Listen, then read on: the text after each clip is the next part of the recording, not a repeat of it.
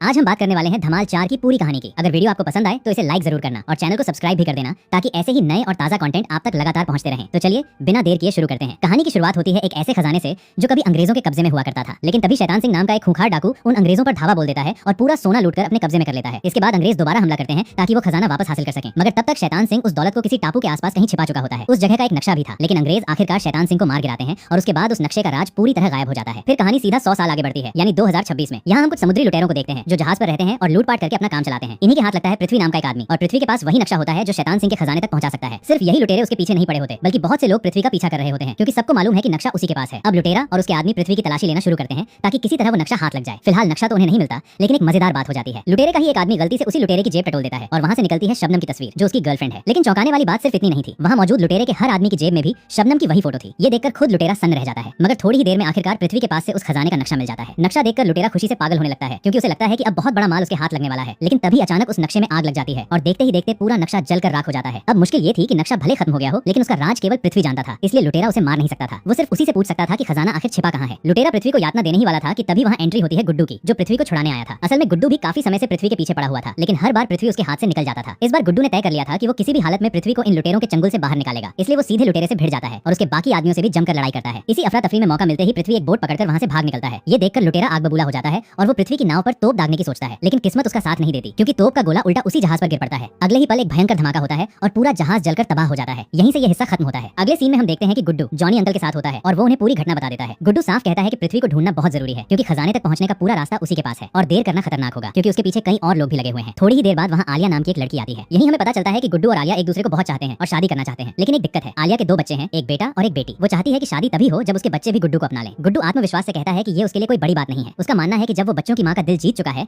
तो बच्चों को मनाना भी मुश्किल नहीं होगा। अब कहानी आगे बढ़ती है ललन भाई की तरफ। ललन भाई आज भी लालच छोड़ नहीं पाए हैं। उन्हें अभी बहुत सारा पैसा चाहिए, क्योंकि उनकी जेब लगभग खाली है। वो अक्सर भगवान से भी सौदेबाजी करते रहते हैं। अब की बार उन्होंने ठान लिया है कि किसी नए धमाल में फंसना नहीं है। इस बार उनका दिमाग एक अलग ही प्लान पर चल रहा है। उन्हें चाहिए एक बड़ा बंगला, शानदार गाड़ी और ढेरों पैसा। और ये सब पाने का तरीका उनके हिसाब से बहुत आसान है, किसी ऐसी लड़की से शादी करना जिसके बाप के पास ये सब पहले से हो। यही सपना देखकर ललन भाई भगवान को 50 रुपए की रिश्वत तक चढ़ा देते हैं। लगता है भगवान ने उनकी सुन भी ली, क्योंकि तभी एंट्री होती है पारो नाम की लड़की की। पारो काफी भारी भरकम है, लेकिन वो जिस एक्स्ट्रा लार्ज गाड़ी से उतरती है उसे देखकर ललन भाई की आंखें चमक उठती हैं। वो तुरंत सोचता है कि लड़की चाहे जैसी हो, अगर पैसे वाली है तो काम बन सकता है, मगर असलियत कुछ और ही निकलती है। बाद में पता चलता है कि पारो दरअसल एक ड्राइवर की बेटी है और उसे छोड़ने जो आदमी आया था वही उसका पिता है। उसका नाम है सेठ जी। ये सब जानने के बाद भी ललन भाई हार मानने वालों में से नहीं थे। उन्होंने मन बना लिया कि किसी भी तरह पारो को फंसाना ही है। आगे हम आते हैं आदि और मानव पर। आदि की शादी हो चुकी है, लेकिन उसकी पत्नी अंजलि सुहागरात के दिन ही उसे छोड़कर चली गई थी। अब पूरे 1 साल बाद अंजलि वापस लौटने वाली है। दरअसल आदि ने उससे झूठ बोला था कि उसके पैर में बुरी चोट लगी है और अब वो ठीक से चल भी नहीं सकता। ये सुनकर अंजलि लौटने के लिए तैयार हो गई। इधर आदि मानव को समझाता है कि इस बार कोई गड़बड़ नहीं होनी चाहिए, क्योंकि पिछली तबाही की वजह वही था। असल में सुहागरात वाले दिन मानव से गलती से अंजलि के लहंगे में आग लग गई थी और उसके बाद से वो फिर कभी वापस नहीं आई। लेकिन इस बार भी किस्मत को कुछ और ही मंजूर था। जैसे ही